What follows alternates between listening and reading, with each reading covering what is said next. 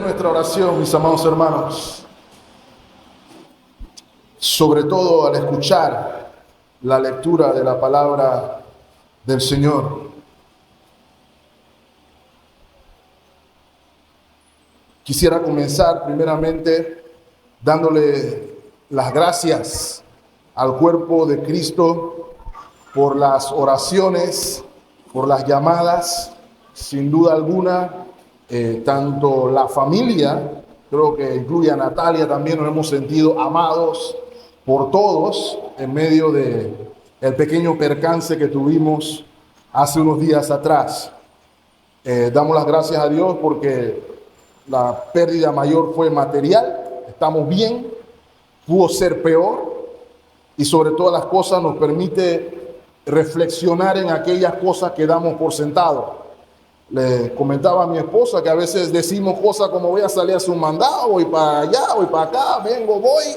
Y realmente nosotros no sabemos si vamos a llegar a donde decimos que vamos a ir. Solo lo hacemos porque el Señor así en su providencia lo dispone.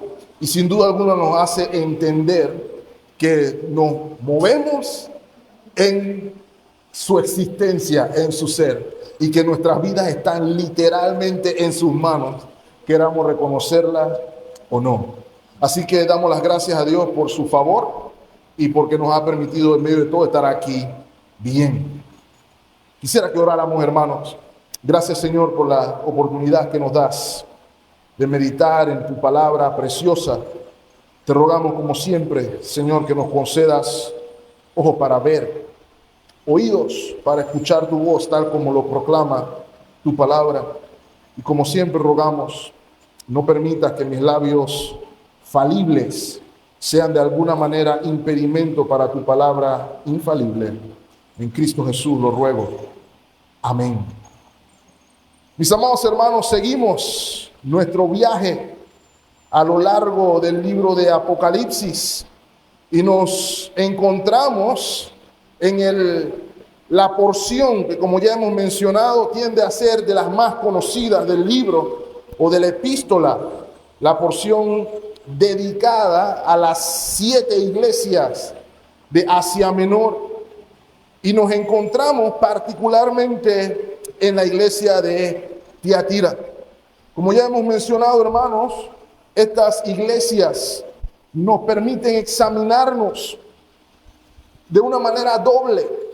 Nos permiten vernos en lo colectivo como iglesia local, como Templo Bautista de Colón o la iglesia a la que pertenezca, y nos permite también vernos como individuo, como fulano y como mengano. Y vamos a estar viendo, mis amados hermanos, lo voy a decir un par de veces, de que nuestra vida, nuestra existencia se basa o está definida o determinada por la relación que tengamos con el Hijo de Dios. Y es lo que vamos a poder reflexionar aquí. La iglesia de Tiatira tiene similitudes amplias con la iglesia en Pérgamo que vimos la última vez que nos reunimos. Sin embargo, vemos aquí que hay agravantes que inclusive ponderan la premisa y la pregunta que hicimos la semana pasada. ¿Hasta qué punto estamos dispuestos a comprometernos por nuestro bienestar e inclusive, si me permiten decirlo, por nuestro avance personal? Porque la premisa es que la iglesia que tolere, que la iglesia que permita que la influencia del mundo se infiltre, está en camino a su destrucción. A menos que nuestra mirada esté puesta en nuestro Señor Jesucristo y en su palabra. De modo que, hermanos, hemos titulado el mensaje de esta mañana, Tiatira, una iglesia que toleró enseñanzas pecaminosas disfrazadas de piedad. Una iglesia que toleró doctrina no sana, pero que aparentaba piedad. Y vamos a seguir el mismo patrón que hemos estado viendo a lo largo de esta porción de la serie. Ya hemos podido ver una clara línea definida, ¿cierto? Hay un mensaje a una iglesia local en particular. Ese mensaje está acompañado con una descripción de la visión de un atributo de nuestro Señor Jesucristo que vimos por allá en el capítulo 1. Luego el Señor da una evaluación de esa congregación. En algunos casos hay virtudes, en algunos casos hay defectos, en algunos casos hay virtudes y defectos. Y finalmente veremos las promesas que el Señor otorga en esa congregación. Y nos vamos a dar cuenta que hay dos tipos de promesa. Hay una promesa de juicio si no se arrepiente el que escucha, el que no tiene oídos para oír. Y hay una promesa de bendición precisamente para aquel que tiene oídos para oír. Habiendo dicho eso, hermanos, veamos el contexto de la iglesia destinataria. La iglesia destinataria es la iglesia de Tiatira. Ahora, si se habrán dado cuenta en la lectura que hizo nuestro hermano diácono, este es el mensaje más extenso, esta es la carta más larga de todas las 7. Y por contraste, está dirigida a la iglesia menos conocida de las 7, la menos relevante, la menos destacable, inclusive pudiéramos decir. Inclusive en el ámbito histórico, la ciudad de Tiatira es muy raramente mencionada. Como ya hemos mencionado, todas estas iglesias están en lo que se conoce hoy como Turquía. Y si estuviéramos imaginándonos un circuito, una ruta que es circular, comienza en Éfeso, el mensaje a circular, sigue un poquito más al norte a Esmirna, un poquito más al norte a Pérgamo, y entonces ahora el mensaje comienza a bajar un poquito hacia el suroeste o sureste, mejor dicho, hacia la iglesia de Tiatira, avanzando a cumplir su ciclo. Esta ciudad, mis amados hermanos, se conoce hoy como Aquisar y está, gracias hermano, entre Pérgamo y Sardis.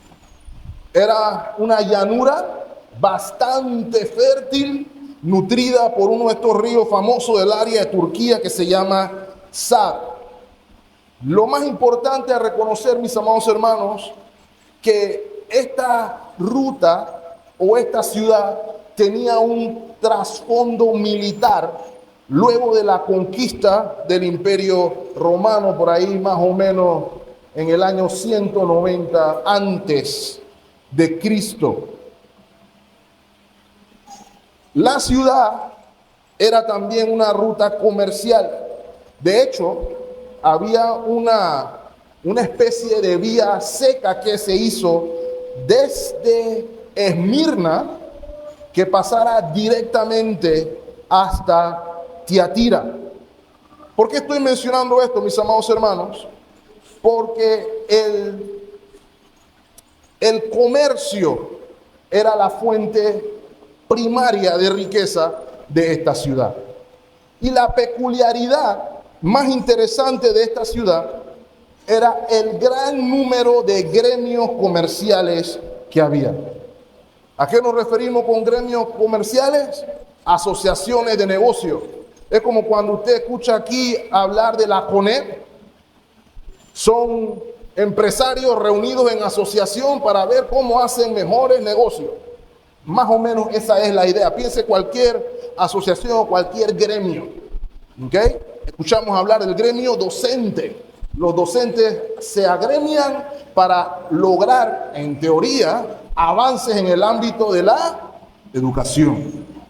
Ahora, el de aquí era particularmente conocido por cosas como la industria del metal, particularmente el bronce, a lo cual veremos que hace alusión el Señor en su descripción. De hecho, se jactaban de tener su receta especial de una aleación de bronce especial, exclusiva de la ciudad de Tiatira. También eran conocidos por la producción de telas, el teñido de telas y la producción textil. Había un gremio muy importante. De hecho, si recuerdan bien, por allá en Hechos capítulo 16, se nos habla de una persona que era de Tiatira, la famosa vendedora de púrpura. ¿Recuerdan a Lidia? Ella era de Tiatira y se convirtió al Señor. El punto al que quiero llevarlos aquí, mis amados hermanos, es que estos gremios y asociaciones aquí descritas eran comunes en la vida comunitaria de Asia. De hecho, a los romanos no les gustaba eso porque en esas reuniones secretas y de gremios se podían confabular complots para tumbar el gobierno. Pero estaban tan arraigadas a la sociedad que no se podían eliminar. No solamente había gremios de índole comercial, también había gremios de índole social. Había una asociación de hombres en la flor de la vida que se reunían para discutir cosas de hombres en la flor de la vida, diríamos nosotros.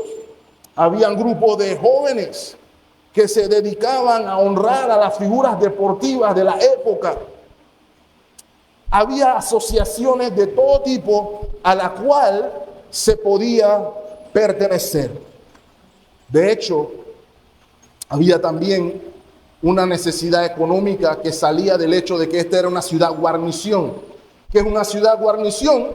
Es una ciudad lejana a los cuarteles generales del imperio, donde se deja un contingente militar para que ese contingente militar se asegure recordarle a los que están ahí que ellos no son un pueblo independiente. Así que esa comunidad, los soldados que estaban allí necesitaban ser atendidos, necesitaban tener alimento, vestidos, salud, armas. Ahí donde entra la industria del bronce que les mencioné. Y todo esto hacía que la economía se moviera. ¿Cuál era el problema? Todos estos gremios tenían un fundamento religioso. Pertenecer a esos gremios significaba que tenías que unirte y honrar al patrono de ese gremio. Por ejemplo, la Policía Nacional tiene un patrono. Aun cuando el lema dice Dios y patria, algo así, el patrono de la Policía Nacional, si no me equivoco, es San Miguel Arcángel. ¿Ok?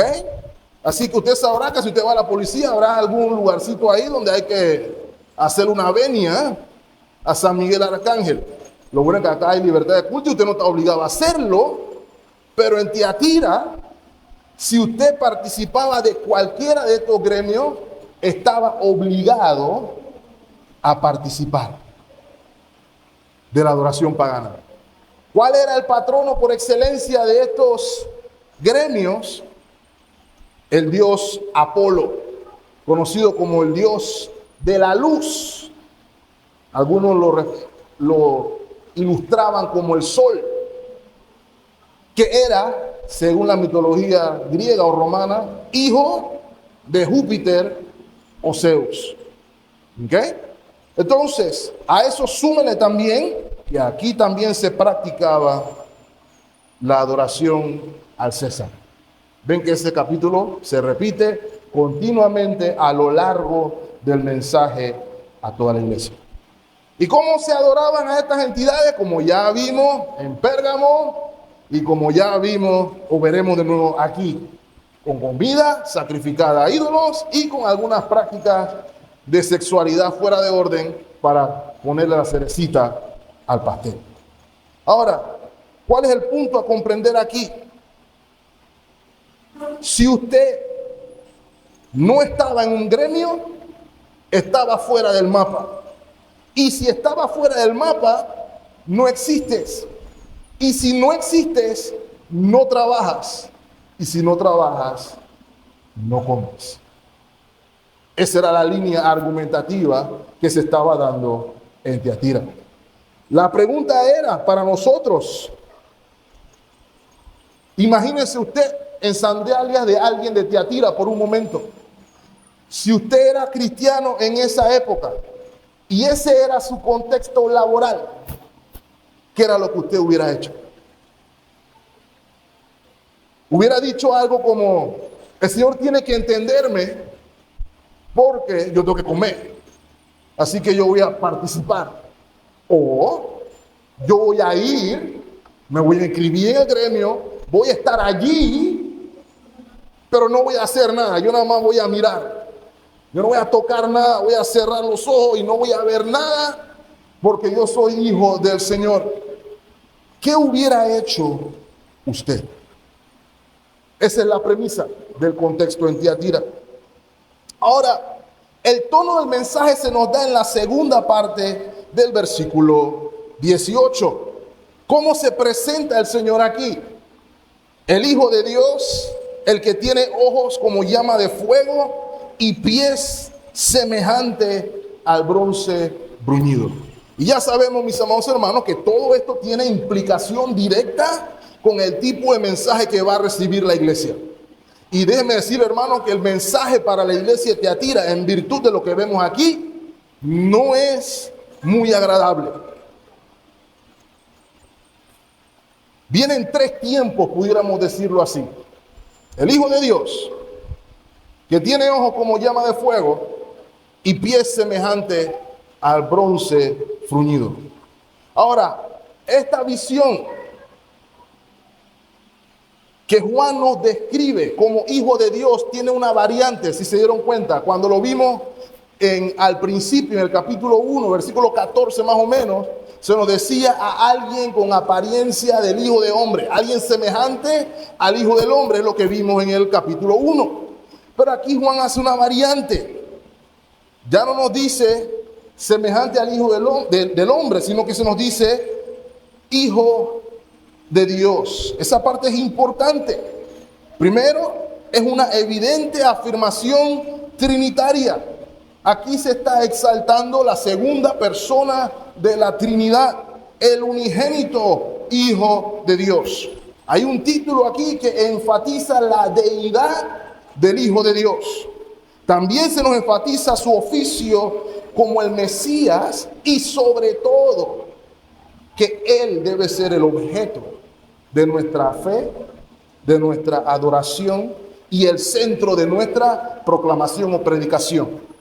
¿Ok? Así como era para la iglesia de Tiatira, así tenemos que entender nosotros cuando escuchamos que somos la iglesia de Cristo. ¿Ok? Ahora, esto va en directa oposición a lo que la ciudad planteaba. Como ya les dije, Zeus decía que él era hijo de Dios. Perdón, Apolo decía que era hijo de Dios. El César decía también que era hijo de los dioses. Pero, mis amados hermanos, tanto el emperador como el Dios falso que vemos aquí son impostores. El verdadero Hijo de Dios es Jesucristo. Y por ende, la iglesia tenía que entender que el único digno de adoración y que no se iba a ceder en esa terminología su gloria con otros dioses o impostores, el único Dios verdadero. Esto es importante entenderlo, mis amados hermanos.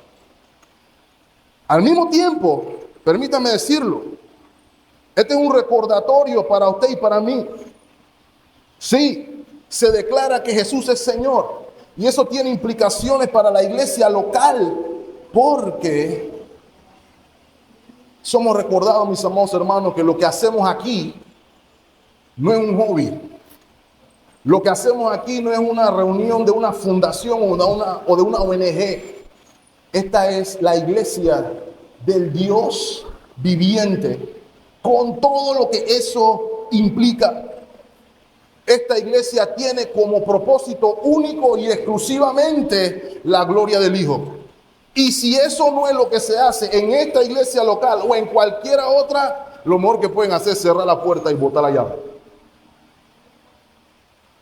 Porque el Hijo de Dios fue el que dio su vida por esta congregación. Es lo primero que vemos aquí. Y pudiéramos seguir, porque se nos dice que no solamente es el Hijo de Dios, sino que sus ojos son como llamas de fuego, lo que ya hemos dicho en varias ocasiones, una imagen que representa la omnisciencia de Dios. Sin embargo, acá hay un énfasis particular en el carácter de escudriñar lo más profundo del ser, del individuo, lo que se considera oculto, lo que se considera que nadie sabe. Él lo sabe. Y lo dice la segunda parte del versículo 23. Él se va a asegurar de que todas las iglesias sepan, dice el Señor, que yo soy el que hace ¿qué cosa? El que escudriña la mente y el corazón, y conforme a lo que se encuentre ahí, dará a cada quien conforme a su obra.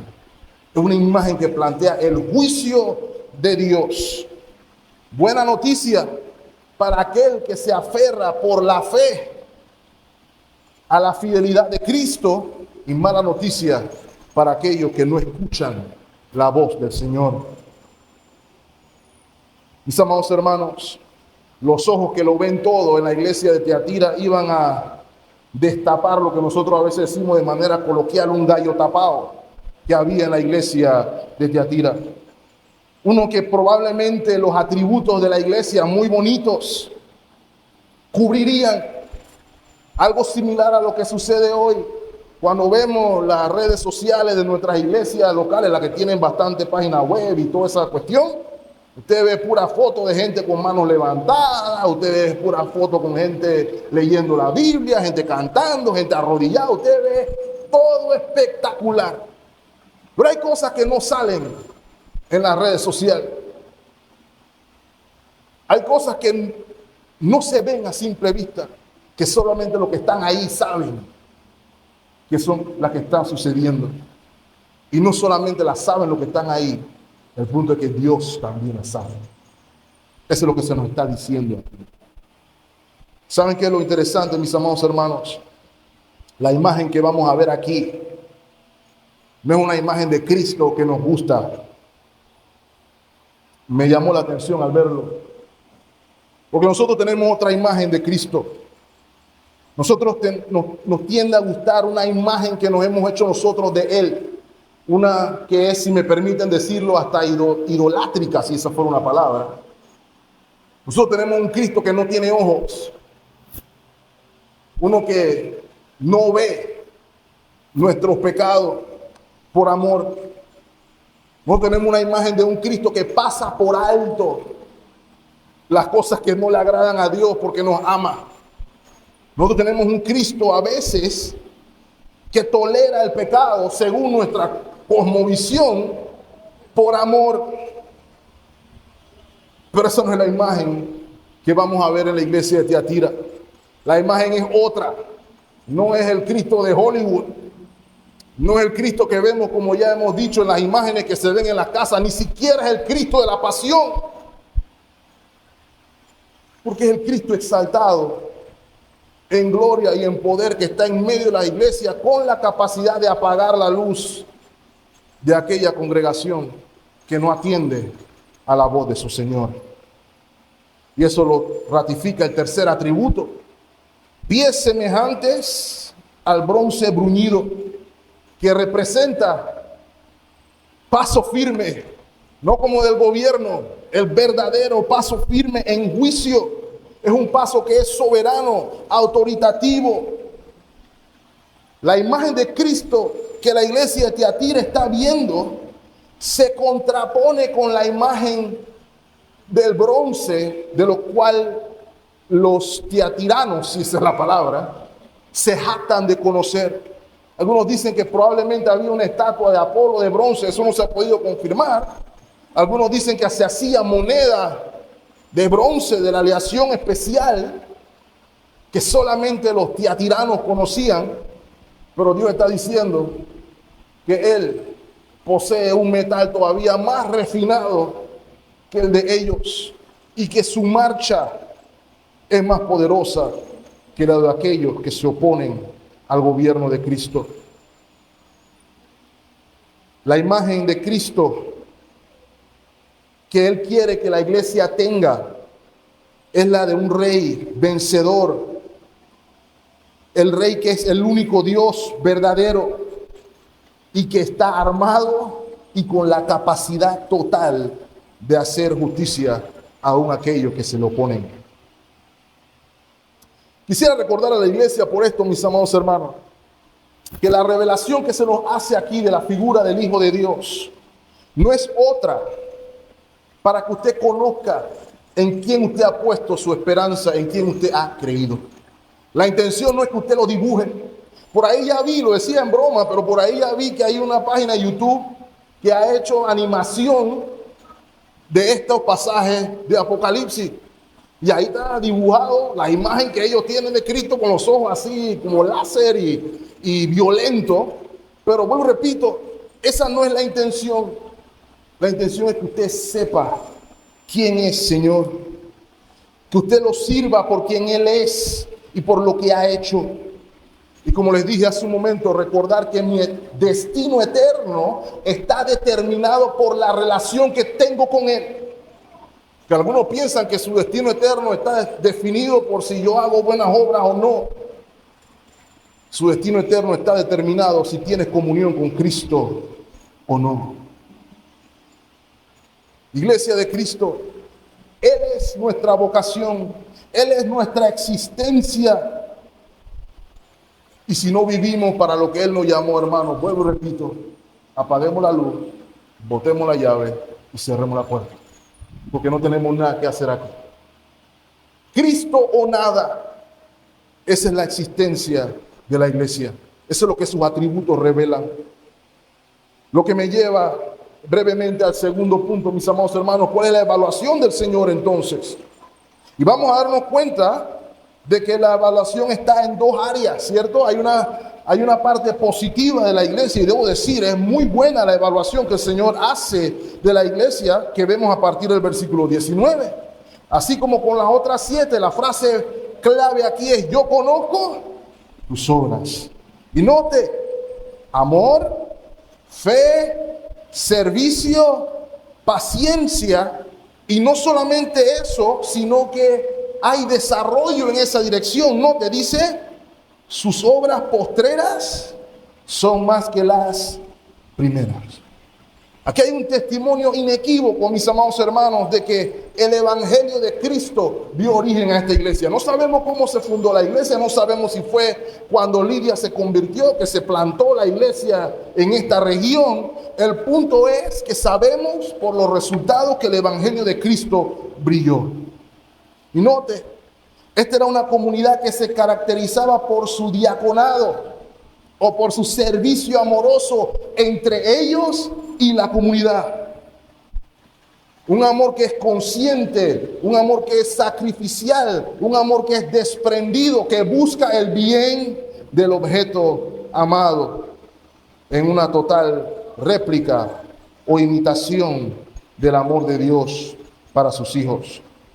Ese es un amor que está interesado en el bienestar común, basado en una confianza y dependencia absoluta, basada en la convicción que viene de conocer la esperanza que tenemos en Cristo Jesús. Y la evidencia de ello, mis amados hermanos, era probablemente el apoyo de los hermanos a aquellos que estaban o decidieron salirse de los gremios aún a costo de perder su estabilidad económica. La iglesia y los hermanos dijeron: estamos con ustedes hasta el final, porque todos tenemos el mismo sentir, tenemos todas las cosas en común. Ahora, no solamente había un amor y fe, servicio y paciencia es lo último que vemos allí. Y esa paciencia es la capacidad de resistir, perseverar, aún en las mayores dificultades y aún en oposición. No en resignación, mis amados hermanos, sino en una total y absoluta esperanza de que el Señor está con su pueblo. Ahora, quiero que noten algo interesante, mis amados hermanos. Aquí se ve algo curioso. Vemos como dos atributos que son invisibles se reflejan en dos atributos visibles. El amor y la fe, que por lo general hablamos y no se ve a través de su resultado, que es el servicio mutuo y la perseverancia del creyente. Y este es un poderoso testimonio para todos nosotros, mis amados hermanos. Es así como usted y yo debemos vernos cumpliendo la gran comisión, ¿cierto? Una comunidad amorosa, piadosa y servicial. Una comunidad paciente, perseverante. Si se dan cuenta, mis amados hermanos, los hermanos de Tiatira eran lo contrario a los hermanos en Éfeso, en todos los sentidos. Porque recuerdan que en Éfeso se nos dice que ellos tenían que volver a sus primeras obras, las cuales habían abandonado porque abandonaron su primer amor, sus obras en la comunidad, en la proclamación del Evangelio. Por el contrario, se nos dice aquí que la gente de Tiatira crecía en la proclamación, en su obra de alcance amoroso para la gloria de Dios. Sus obras postreras eran mayores que las primeras. Qué gran testimonio, hermano, y rogamos que el Señor de la misma manera nos ayude a nosotros a crecer en estas obras. Así es como se cumple la gran comisión. Ahí hay mucho que imitar. Lo que no tenemos que imitar es lo que sigue, porque entonces viene lo malo. Y me encanta cómo el Señor lo pone, porque aún en medio del juicio que está ejerciendo, dice, hay algo bueno, pero tengo unas pocas cosas contra ustedes. Pero estas pocas cosas son graves, hermano, porque si no se atienden, pueden destruir la iglesia. Lo malo que vemos aquí es una conducta que, si no era atendida, iba a representar que el candelabro de esta iglesia fuera extinguido, apagado por las fuertes palabras que el Señor da. ¿Y cuál es el problema? La palabra mágica que nos permite entender cuál era el problema con la iglesia de Tiatira, el cual agravaba inclusive lo que ya estaba sucediendo en Pérgamo. La palabra es toleras. La palabra es tolerancia. Permitir, consentir que alguien haga algo. Y aquí el Señor particularmente acusa a la iglesia de una tolerancia que es pecaminosa, de la cual usted y yo tenemos que cuidarnos. Y aquí se destaca un nombre propio. A mí me gusta utilizarlo de la siguiente manera. Yo describo el nombre propio aquí como la villana más villana de todas las villanas en la Escritura. La señora Jezabel. ¿Ok? Es el nombre propio que destaca aquí. Miren lo que dice el versículo 20. Pero tengo unas pocas cosas contra ti, que toleras que esa mujer, Jezabel, que se dice profetiza, importante, que se dice profetiza, enseñe y seduzca a mis siervos a orar, a leer la Biblia, a meditar en la palabra del Señor. Claro que no. A fornicar y a comer cosas sacrificadas a los ídolos. Ahora, hay mucha especulación sobre quién es esta señora Jezabel. Algunos consideran que había en la iglesia una señora que literalmente se llamaba Jezabel. Ahora, esa es una probabilidad muy poco probable, porque por obvias razones ese nombre no era popular, y mucho menos entre los judíos. Muy impopular. Es más, yo me hice la prueba personalmente, ¿cuántas Jezabel yo conozco? Y le exhorto a que se haga la prueba. ¿Cuántas Jezabel conoce usted? Ese es el nombre más impopular del mundo. Estoy seguro que hay, pero estoy seguro que con justa razón es el nombre más impopular que hay. Es más, le exhorto que no se le ocurra ponerle ese nombre a ninguna hija suya, por lo que implica este nombre. Pero como ya mencioné, es poco probable que ese fuera el nombre de la señora. Hay otros que consideran que esto es una alusión a una secta legendaria que tenía raíces judías y inclusive cristianas de la antigüedad, que se conocía como Síbila, secta en la cual se dice que había una mujer que tenía revelación divina y que era capaz de transmitir esos conocimientos divinos. Lo que consideramos, mis amados hermanos, es que la explicación es un poco más sencilla. Había una señora en la iglesia, una señora que ocupaba una posición de influencia por alguna razón. Algunos inclusive piensan que era la esposa del pastor de la iglesia, porque la palabra esa mujer se puede traducir también esa esposa, Jezabel. Y si eso fuera cierto, explicaría en parte por qué las palabras de esta señora tenían tanto impacto. Pero tampoco pudiéramos casarnos con esa idea. El punto es que había una señora que estaba predicando o enseñando cosas contrarias a la palabra de Dios y que tenía los oídos de una parte de la iglesia. Lo que sí creemos, hermanos, es que el nombre Jezabel cumple el mismo propósito que cumplió el nombre Balaam cuando vimos la iglesia en Pérgamo: llevarnos al Antiguo Testamento y recordar el caso particular de la verdadera Jezabel. Acompáñenme, por ejemplo, a Primera de Reyes, capítulo 16, versículo 31. Aquí se está refiriendo al rey Acab, uno de los peores reyes en la historia del pueblo de Israel. Dice el versículo 31, le fue ligera cosa andar en los pecados de Jeroboam, hijo de Nabat, ese es Acab, y tomó por mujer ¿a quién? A la mismísima villana Jezabel, hija de Baal. El nombre del papá se lo tiene que decir todo, hermanos. Rey de los Sidonios, y fue y sirvió a Baal y lo adoró. Eso fue lo que hizo acá. Versículo 32, no solamente lo adoró allá, sino que hizo altar a Baal en el templo de Baal que edificó ¿dónde? En el pueblo de Dios. Versículo 33, no se quedó corto con eso, influenciado por su amable esposa.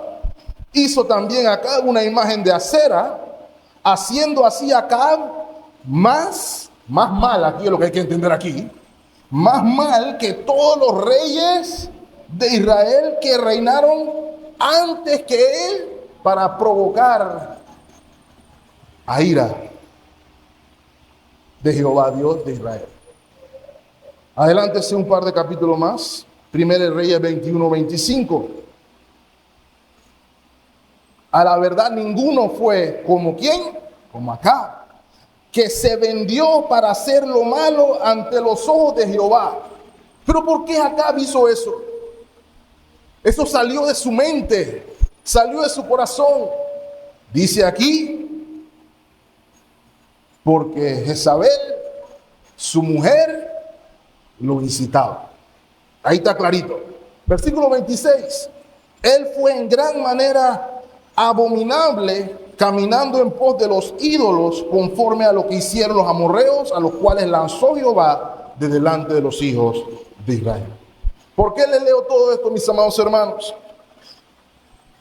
Porque el Señor quiere que entendamos que lo que esta señora hacía es lo que estaba pasando dentro, no afuera, dentro de la iglesia de Tiatira. Había dos grupos, como vamos a ver, uno que estaban poniéndole oído a lo que esta señora estaba diciendo y otros que no le estaban poniendo oído, pero que no estaban haciendo nada al respecto.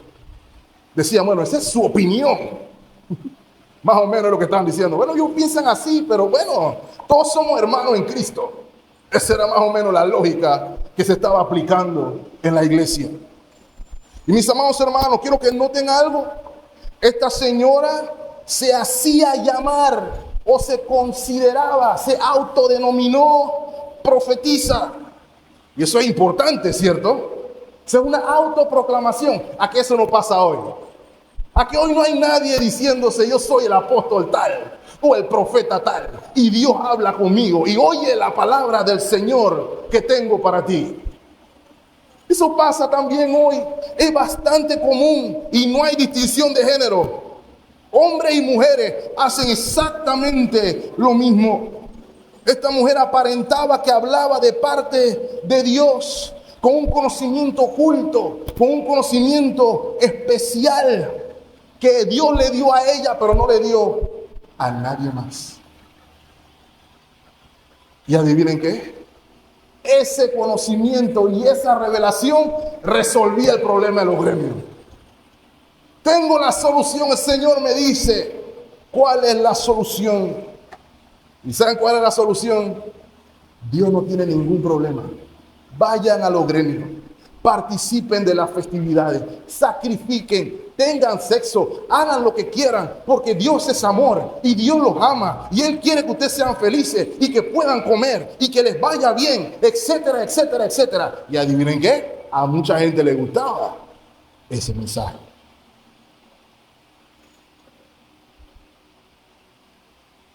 Ustedes tienen que comer, Dios tiene que entender que usted tiene que comer. Eso lo escuchamos hoy también, mis amados hermanos. No importa lo que hagas en el cuerpo, mientras no te contamines en el corazón. Esa clase de pregones de algunas de las personas en la iglesia decían, amén, gloria a Dios. Eso era lo que estaba sucediendo allí. ¿Cuál es el tema acá, mis amados hermanos? El mismo tema que el enemigo de nuestras almas ha utilizado desde el día 1. Poner en duda la palabra de Dios. Hacernos dudar que lo que Dios dijo en algún momento cambió. Hacernos pensar en algún momento de que Dios decidió ahora decir que no hay problema, no tienen que ser santos, pueden vivir como el mundo y yo los voy a entender porque yo soy amor. Esa es más o menos la idea. No tienes que estar marginado, no tienes que estar separado, tienes que ser parte de un grupo. Cuando Dios le dijo a su pueblo, ustedes son diferentes a todos los demás, el mensaje era opuesto. Quiero que entendamos algo más, mis amados hermanos. En las Escrituras hay una estrecha relación entre lo que se conoce como el pecado sexual y la corrupción y la inmoralidad espiritual que los falsos maestros promueven. Por eso usted ve en el Antiguo Testamento como por lo general el pueblo de Dios es referido por él como idólatras, pero utiliza frases como adúltero, fornicario, prostituta, etcétera, etcétera, etcétera. Porque para Dios no honrarlo como el Señor sobre todas las demás cosas es inmoralidad sexual. Así de grave es para Dios. ¿Qué pasó, mis amados hermanos? La iglesia entonces, o los que escucharon a la señora, cayeron en lo que se llama misticismo, en la búsqueda de esa nueva revelación que es supuestamente profunda, pero más bien es satánica. ¿Qué tan satánica, mis amados hermanos? Acompáñenme a Hechos capítulo 15, versículo 28. ¿Se acuerdan? El primer concilio de la iglesia, el concilio de Jerusalén. La iglesia se reúne, los líderes de la iglesia se reúnen sobre qué tenían que decirle a los gentiles, porque estaba el asunto de que si se circuncidaban, si no se circuncidaban, qué era lo que tenían que hacer.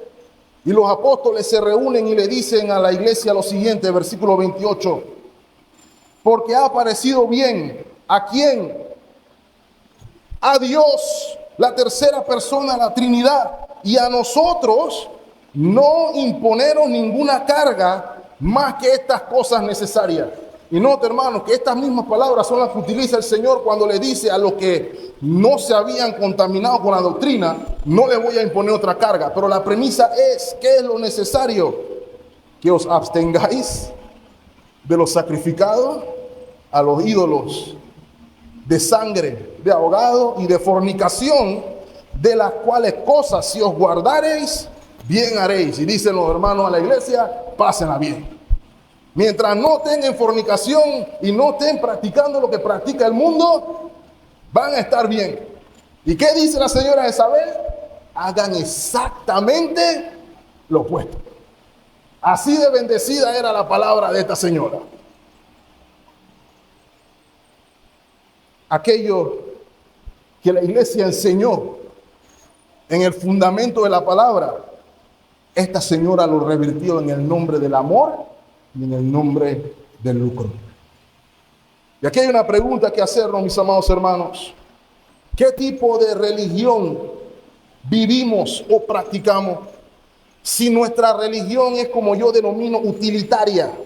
¿A qué me refiero con utilitaria? De la que yo tengo el beneficio de aclamar mi conciencia o calmar mi conciencia. Si yo hago estas cosas, me siento bien conmigo mismo. Me siento en paz conmigo mismo. O es aquella piedad o religiosidad que busca encontrar en las prácticas religiosas aquellas cosas que apelan a mis ambiciones mundanas. Por eso el hermano Eugene aquí es un acérrimo, aborrezco, hermanos, con todo mi corazón, la doctrina falsa o el evangelio falso de la prosperidad, porque hace ver a las personas que Cristo murió, que Cristo se sacrificó en la cruz del Calvario para que tú obtengas tus metas personales. Cristo murió en la cruz del Calvario para que nunca te enfermes, para que seas rico, para que seas popular, para que seas famoso. Obviamente, todo por una módica suma que tienes que sembrar para que todas estas bendiciones sean todas tuyas. Ese no es el evangelio. Segunda de Timoteo capítulo 4, versículo 3. Para que entendamos mejor a lo que me estoy refiriendo. Porque vendrá un tiempo, y déjeme decir, hermano, que ya es este tiempo, es ahora, cuando habrá personas que no sufrirán, ¿qué cosa? Sana doctrina, sino que teniendo, ¿qué cosa? Comezón de escuchar, picazón de escuchar algo que le guste a su oído. ¿Qué harán? Se van a amontonar maestros conforme a sus propias concupiscencias. Y note lo que sigue diciendo el versículo 4. Y apartarán de la verdad el oído y se volverán a las fábulas. Esas revelaciones que parecen profundas, pero al final no dicen nada. Dios me dijo, tengo palabra fresca, unción fresca para ti. Este es tu momento. Todos tus enemigos se tendrán que ir corriendo de espalda. Y la gente dice, oh, qué profunda revelación. Eso no tiene nada que ver con tu vida espiritual. ¿Qué hay de tu comunión con Dios? ¿Qué hay de tu relación con Dios? ¿Cómo está tu relación con Dios? ¿Estás en paz con Dios? ¿O a ti nada más te importa lo que el mundo ofrece? El mensaje del evangelio y el mensaje de la iglesia de Tiatira es que la mejor ofrenda, el mejor regalo de Dios para el hombre es Cristo y nada más. Y si Cristo no es suficiente para usted, mi amado hermano, entonces nada lo va a hacer. Tenga todo lo que usted quiera. Plata, carro, todo lo que usted quiera. Si Cristo no es suficiente, nada lo es. Eso es lo que la iglesia tenía que recordar. Por ende, ¿cuál es el problema? El problema del Señor no era tanto, que era ya problema, de que esa doctrina se coló, porque vimos que en Pérgamo se coló. Pero el problema primordial es que la iglesia, una facción de la misma, lo toleró. Lo compartieron, estaban sentados uno al lado del otro unos predicando esa herejía y otros ahí sentados al lado sin decir absolutamente nada, aun cuando conocían la verdad. La falsa enseñanza se toleró en la iglesia. Eso es lo primero que vimos ahí. Lo segundo que vimos ahí es que no hubo disciplina bíblica, porque esa señora estaba hablando y nadie le importó y nadie le dijo, Mimo, tienes la libertad de predicar tu opinión. Eso no es así, hermano. En tercer lugar, los hermanos en la iglesia se estaban comenzando a comprometer con el mundo a la luz de lo que se dejó entrar. Había gente diciendo, eso suena razonable, eso me resuelve mi problema.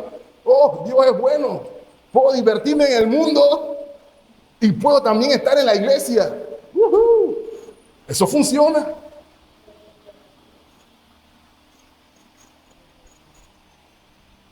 ¿Saben qué es lo interesante, hermanos?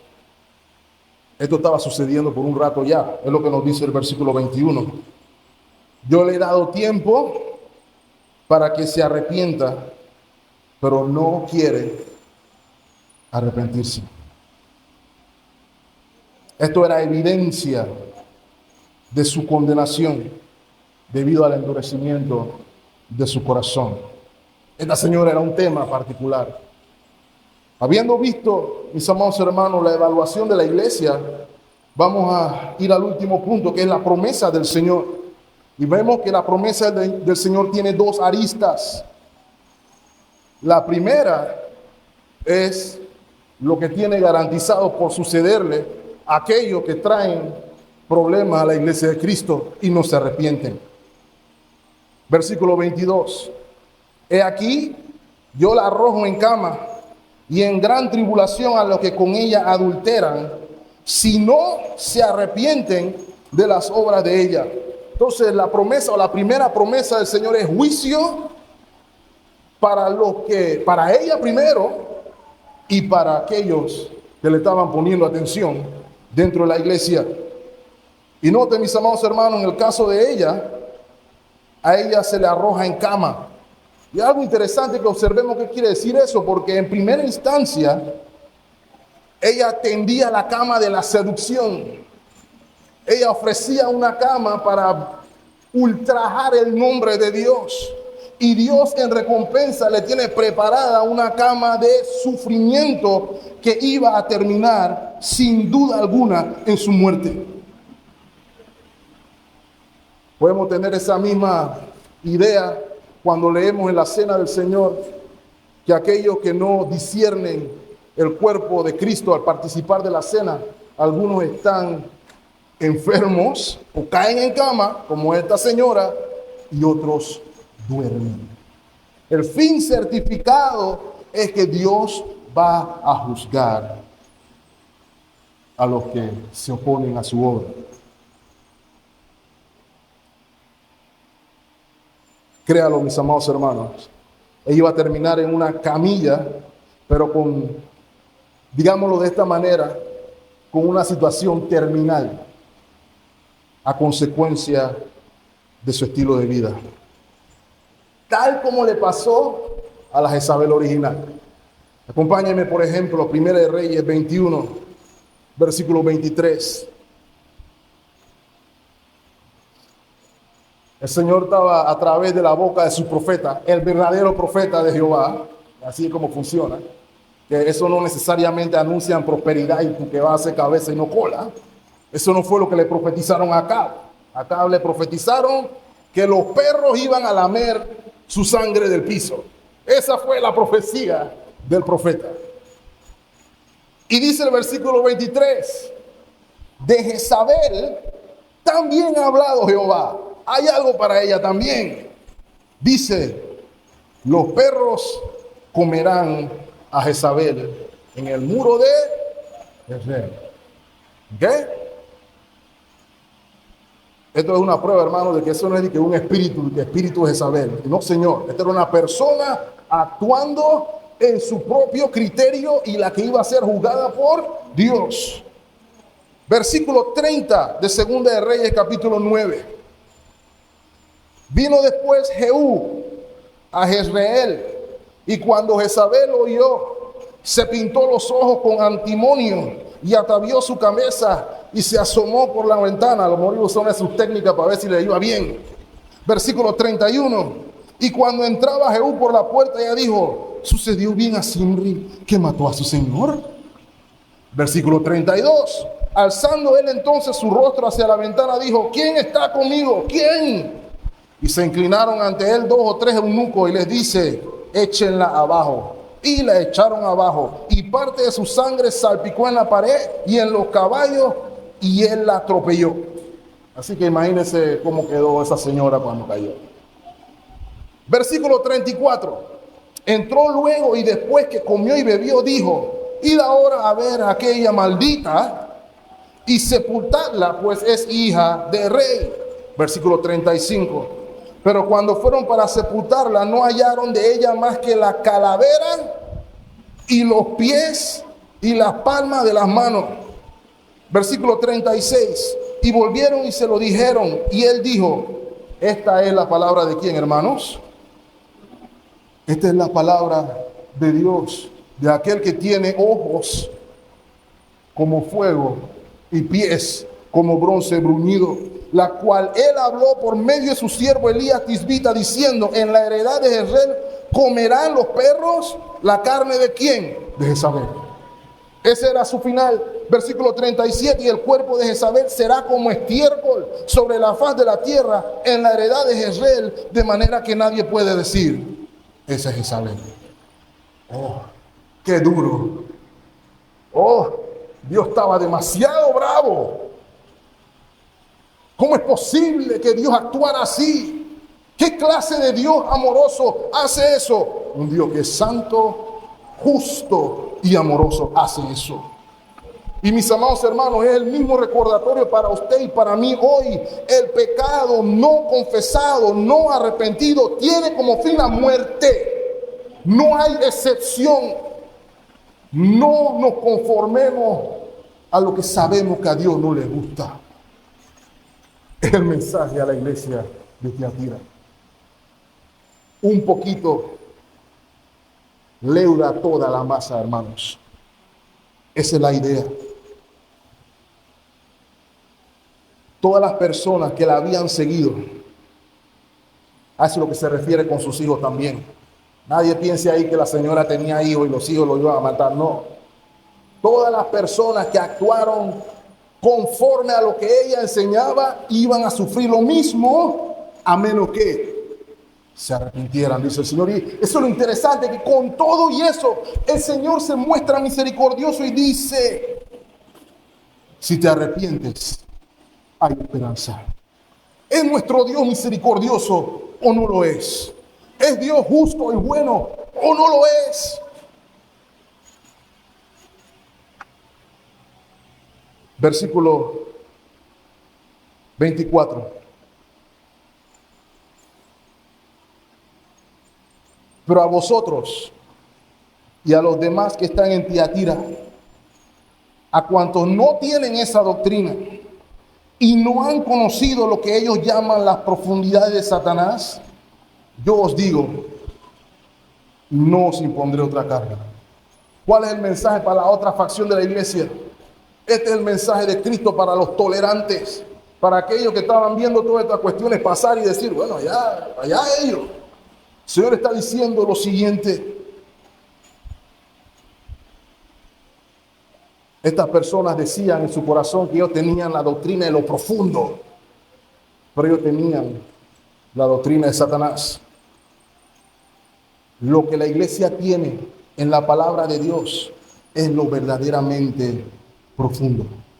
Mis amados hermanos, si usted quiere un conocimiento profundo de Dios, si usted quiere una relación estrecha con su Dios, la única manera que la va a tener es metido con Él en oración y metido con Él en su palabra. Fuera de su palabra no hay revelación, no hay palabra de nadie, ni siquiera del pastor, que sea más profundo que lo que ya fue revelado. Y permíteme decirle más, hermano, no hay nada más nuevo que revelar. Ya todo fue revelado. Todo lo necesario para la vida y para la piedad ya le fue dado en Cristo Jesús, dice la Escritura. ¿Qué más estamos buscando? ¿Qué más estamos esperando que se nos diga? ¿Qué queremos oír? Ya sabemos, la voluntad de Dios es nuestra santificación. La voluntad de Dios es hacernos conforme a la imagen de su Hijo. Esa es la voluntad de Dios. No, pues Señor, yo quiero ir para Grecia. Y si no es la voluntad de Dios, y si no aporta su santificación, no vas. ¿Y qué pasó? No, que mi voluntad, Señor, es que yo pueda tener $1.000.000 en la cuenta bancaria. Bueno, la voluntad mía es que tú seas como Cristo. ¿De qué te sirve tener $1.000.000 y no eres como Cristo? Entendámoslo de una vez por todas, mis amados hermanos. Existimos solamente para la gloria de Dios. Todo lo demás es artificial o accesorio. Buscad primeramente el reino de Dios y su justicia, y todo lo demás bien añadido. Pongamos las prioridades en orden para que veamos la gloria de Dios como iglesia. Es lo que nos está recordando la iglesia de Tiatira. Por eso el Señor les dice: yo no les voy a poner más carga. Ustedes saben lo que tienen que hacer. Retenerlo todo hasta que yo venga. Aférrense a lo que ya vimos en su palabra, a lo que ya dio, y dedíquense a eso. Sálganse de las fábulas y los cuentos de Sopo y vivan la verdad del Evangelio en Cristo Jesús. Santos y separados del mundo, pero sostenidos por la mano poderosa de Dios. Hace muchos años se recuenta, realmente traté de buscar históricamente el detalle, pero se cuenta de que hubo un día en que en algún momento hubo un eclipse o algo así, y el cielo en Estados Unidos se oscureció en pleno día, de manera repentina. Tan intensa era la oscuridad que las aves se fueron archivadas de una vez. Usted sabe que los pájaros apenas ven que se oscurece, ellos dicen: hora de dormir, aunque sean las 3 de la tarde. Sin embargo, hermanos, había gente que pensó que era el fin del mundo. Y de una vez comenzaron la gente a buscar para ver quién se quedó y quién se había ido. Y dijeron: tenemos que parar la sesión porque no sabemos qué es lo que está pasando. Pero alguien se levantó y dijo: puede que el juicio final haya llegado o puede que no. Si no es así, no hay motivo para levantar la sesión. Y si es así, dice el Señor, elijo que me encuentren cumpliendo con mi deber. Deseo, por lo tanto, o hago la moción de que se traigan velas. ¿Cuál es la idea? ¿Cuál es el mensaje que esta persona está tratando de transmitir? El creyente, independientemente de las circunstancias, de lo que se vea favorable o no favorable, persevera en la esperanza de que Cristo viene. Y que si Cristo viene, que nos encuentre haciendo lo que nos mandó a hacer. Ese es el mensaje que le está diciendo Cristo a la iglesia de Tiatira. Retengan lo que les he dado hasta que yo venga. Y me voy callando, hermanos. Versículo 26. Al que venciere y guardare mis obras por 5 años. Al que venciere y guardare mis obras por 15 años.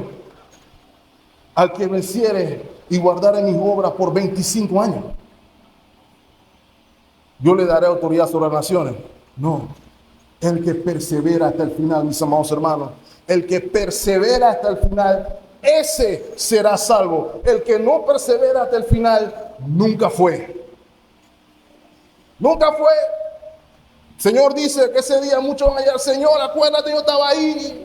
Yo canté, yo prediqué, yo eché fuera demonios, yo hice. Señor dice: apártate de mí, hermano, en Cristo. Así le dice: apártate. Ella sabe, no. Apártate de mí, hacedor de maldad. Nunca os conocí. No fue que te conocí un momentito y después te desconocí. Nunca te conocí. Nunca fuiste. El que persevera hasta el final, ese será salvo, porque el Señor lo sostiene. Al que venciere, esta es la promesa del Señor, yo le daré autoridad sobre las naciones.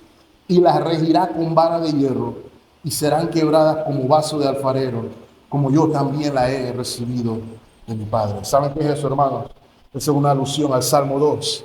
Si se acuerdan del Salmo 2, inicia diciendo: ¿por qué se amotinan la gente? ¿Por qué la gente se opone al Hijo de Dios? ¿Por qué se burlan de Él? El final de esa historia no es agradable. Salmo 2:7 dice: yo publicaré el decreto. Jehová ha dicho respecto al Mesías, ¿qué dice? Mi hijo eres tú, yo te engendré hoy. Por eso el Señor se presenta a tierra y le dice: yo soy el Hijo de Dios. Ante mí quebraré toda nación, toda oposición, y el que venciere reinará conmigo. Y usted y yo, mis amados hermanos, si hemos creído en Él, reinaremos con Cristo para siempre. Esa ciudad donde encontraron oposición a algunos y eran el armerreí porque no creían en Apolo o en Zeus, lo que sea, ellos iban a estar puestos bajo los pies del Cordero. Y nunca lo olvide, hermanos, todo ojo le verá, toda lengua confesará, toda rodilla tendrá que doblarse y decir: Jesús es el Señor. Y usted y yo estaremos ahí. Yo me imagino con mi oreja y mi risa, mi cuerpo glorificado, hasta aquí. Porque el Rey gobierna. Y usted es parte de eso. Dice: pídeme y te daré por herencia las naciones y como posesión tuyas todos los confines de la tierra. Y versículo 9, los quebrantarás con vara de hierro, como vasija de alfarero los desmenuzarás. Eso es lo que está diciendo. Vamos a compartir eso con Él. No termina ahí la promesa que sigue, versículo 28, y les daré la estrella de la mañana. Mis amados hermanos, qué versículo más precioso. El Señor está diciendo: me voy a dar a mí mismo, porque ¿saben quién es la estrella de la mañana? Nuestro Señor Jesucristo. Apocalipsis 22:16 dice: yo, Jesús, he enviado mi ángel para daros testimonio de estas cosas en las iglesias. Yo soy la raíz y el linaje de David, la estrella resplandeciente de la mañana. Y hermano, este es un recordatorio para que usted sepa: la gente en Tiatira tenían a Apolo, pero el pueblo de Dios tiene a la estrella de la mañana con ellos todos los días, resplandeciendo sin dejar de hacerlo en ningún momento. Nunca está solo, nunca está desprotegido, nunca está descuidado. Dios está siempre con sus hijos, sin importar la circunstancia de ser. La estrella de la mañana siempre se ve resplandeciendo, y ese es nuestro Señor Jesucristo. Todas estas promesas solamente son posibles en unión con Cristo Jesús. Fuera de Cristo, todo lo que hay es muerte. En Cristo hay vida. Mi pregunta es: ¿estás en muerte o ya resplandeció sobre ti el lucero de la mañana? El que tiene oído, oiga lo que el Espíritu dice a la iglesia. Me callo con lo siguiente, hermanos. La sana doctrina es innegociable.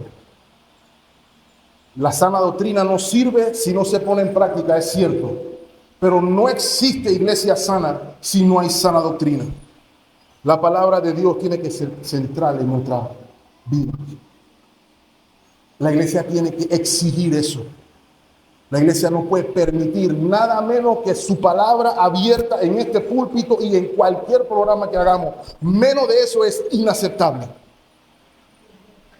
Porque eso termina en enfermedad espiritual y termina en que se infiltre falsa doctrina, falsa esperanza, lo que vemos con rotunda y común regularidad. ¿Y saben qué pasa, hermanos? Que al final todas esas fábulas y esos cuentos se acaban. Porque saben que, hermano, hay que salir a la vida real. Y cuando esos conjuros y esos cuentos nos tratamos de acordar y comenzamos a declarar cosas y que la sangre de Cristo sobre esto y reprendemos toda clase de demonios que no son demonios sino que son pecados, entonces no tenemos a qué aferrarnos. Solamente la palabra de verdad nos sostiene. Por eso se tiene que predicar la palabra de verdad y el mensaje del Evangelio, que es Cristo y este crucificado, nuestra esperanza para vida eterna. La sana doctrina es innegociable. Lo segundo, tal como algunos en la iglesia en Tiatira, es posible que usted y yo digamos por un lado de nuestra boca que Jesús es el Señor y por el otro lado de nuestra boca cualquier otra cosa es Señor. Cualquier cosa que nos haga sentir cómodos se vuelve Señor. Cualquier cosa que nos otorga placer se vuelve Señor. Cualquier cosa que no sea Él se vuelve el Señor de mi vida en la práctica. Porque encontramos y hacemos cabulaciones en nuestra mente. Estoy cómodo así. No tengo que ser un miembro activo de mi iglesia. No tengo que congregarme. El mundo me está diciendo que puedo vivir así. Puedo vivir como me gusta. Puedo sentirme cómodo. Si eso es como te sientes, hermano, es probable que tengas que conocer al Salvador. Porque Él no prometió eso. Él prometió todo lo contrario. Que sientas que el mundo no es tu hogar, pero te llena de esperanza para que conozcas la ciudad no hecha de mano. El Señor nos permita reconocer que no podemos ser tolerantes con aquello que nos separa de Él, pero ser abrazadores de todo lo que nos acerca a Dios.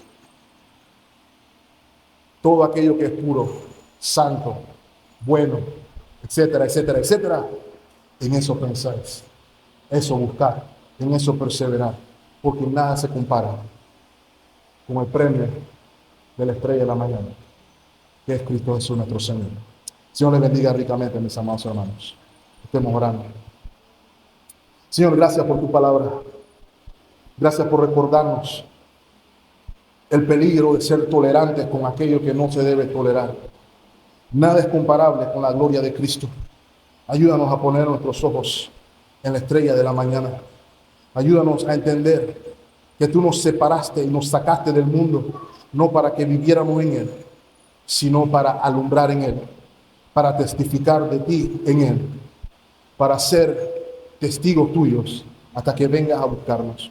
Ayúdanos, Señor, a retenerlo todo, lo que nos has enseñado, tu evangelio, tu palabra, tu gracia, el amor, el compromiso, el servicio.